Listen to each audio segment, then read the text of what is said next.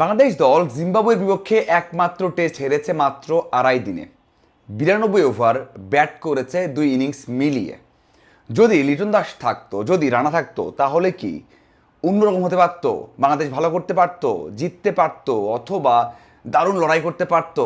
হ্যাঁ, আমরা অজুহাতে এই কথাগুলো শুনেছি যে লিটন দাস এবং রানা থাকলে ভালো হতো। এটা একটা অজুহাত বলছি এই কারণে, যেই দল নিয়ে বাংলাদেশ খেলেছে সেখানে ভালো করা উচিত ছিল। কিন্তু এটা অস্বীকার করা যাবে না যে বাংলাদেশের টেস্ট সেট আপে বা টেস্ট দলে লিটন দাস এবং নাহিদ রানা বড় অবদান রাখেন, বড় একটা অংশ জুড়ে থাকেন প্ল্যানিংয়ে, মানে পরিকল্পনাতে।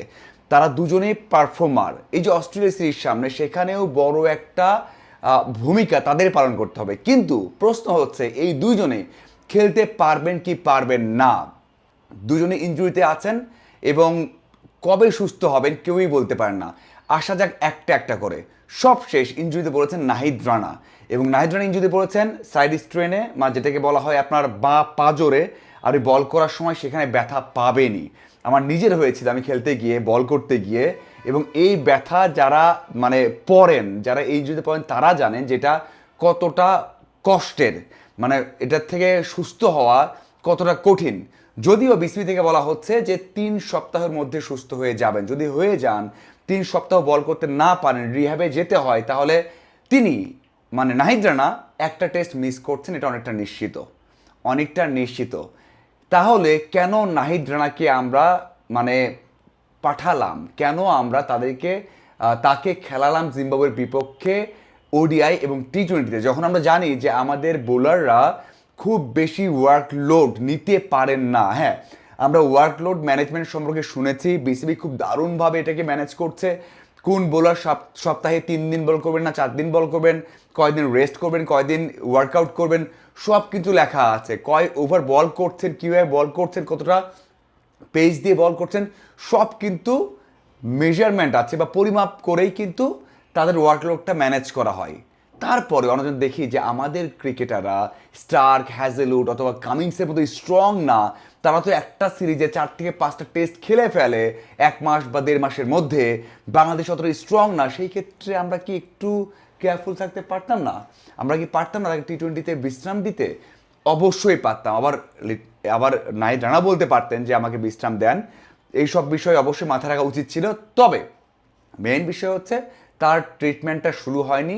জিম্বাবুয়েতে বাংলাদেশে ব্যাক করলে তার আরও কিছু টেস্ট হবে, টেস্ট করানোর পর তার ট্রিটমেন্ট শুরু হবে। তারপরে এক্স্যাক্ট টাইম ফ্রেমটা জানা যাবে যে কত দিনের মধ্যে সুস্থ হবেন, কবে মাঠে নামতে পারবেন, অস্ট্রেলিয়ার বিপক্ষে খেলতে পারবেন কি পারবেন না। তবে এটা জানা যাচ্ছে যে প্রথম টেস্ট মিস করতে পারেন, সেই সংখ্যাটা জোরালো। এখন আসা যাক লিটন দাসের কথাই। লিটন দাস ইনজুরিতে পড়েছেন অস্ট্রেলিয়া সিরিজে, ওডিআই এর সময় টি-20 খেলতে পারেননি, সেখান থেকে সুস্থ হননি। তাকে পাঠানো হয়েছিল জিম্বাবুয়েতে, সাউথ আফ্রিকা হয়ে বিভিন্ন রুটে, বড় একটা রুটে লং একটা জার্নি করে। তখন আমি বলেছিলাম যে কেন তাকে পাঠানো হবে এইভাবে, কেন লিটন দাস নিজে এইভাবে যাবেন যখন তার ইনজুরির সংখ্যা আছে, ইনজুরি থেকে সুস্থ হননি, ওডিআই খেলতে পারবেন একটা, সেজন্য কেন এত ধকল নিয়ে যাবেন। কি হয়েছে ফলশ্রুতিতে? খেলতে পারেননি, চলে এসেছেন, এলপিএল মিস করেছেন, এলপিএল মিস করেছেন। এখন শঙ্কা হচ্ছে যে অস্ট্রেলিয়া সিরিজ মিস করবেন কিনা। দেখুন, অস্ট্রেলিয়া যে সফরটা আছে খুব বেশি দিন সময় নেই। লিটন দাসের যে ইনজুরি, সেখানেও 3 থেকে 4 সপ্তাহ লাগার কথা। এবং সবচেয়ে আশ্চর্য বিষয় হচ্ছে তার যে ইনজুরিটা হ্যামস্ট্রিংয়ের, কোথায় ইনজুরি, কি হয়েছে, পরিমাপটা কি পরিমাণ ইনজুরি হয়েছে কেউ জানে না। 2বার টেস্ট করানো হয়েছে, সেখানেও কোনো ধরনের কিছু আসেনি। মানে কি পরিমাণ, কতটা ডিপ তার ইনজুরি সেটা বোঝা যায়নি। এই জন্য বিসিবি চেষ্টা করছে তাকে দেশের বাইরে পাঠাতে, মানে সিঙ্গাপুরে একটা অ্যাপয়েন্টমেন্ট নেওয়া আছে, হয়তো বা সেখানে না হলে অন্য জায়গায় পাঠানো হবে, এবং সেখান থেকে জানা যাবে লিটন দাসের ইনজুরিটা কী অবস্থায় আছে। যদি জানা যায়, তারপরে কাজ শুরু করেন, তারপরে রিহ্যাব করেন, তারপরে কবে ফিরবেন।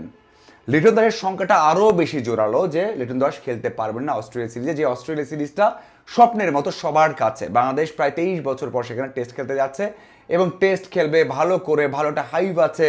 পাকিস্তানকে সিরিজে হারিয়েছে, হোয়াইট ওয়াশ করেছে, এবং এরপর কথা শুরু হয়েছে, ইয়ান বিশপ বলে দিয়েছে যে আমরা বাংলাদেশের পেস ডিপার্টমেন্টে বোলিং দেখতে চাই অস্ট্রেলিয়া, নিউজিল্যান্ড, সাউথ আফ্রিকার মতো কন্ডিশনে, ইংল্যান্ডের মতো কন্ডিশনে।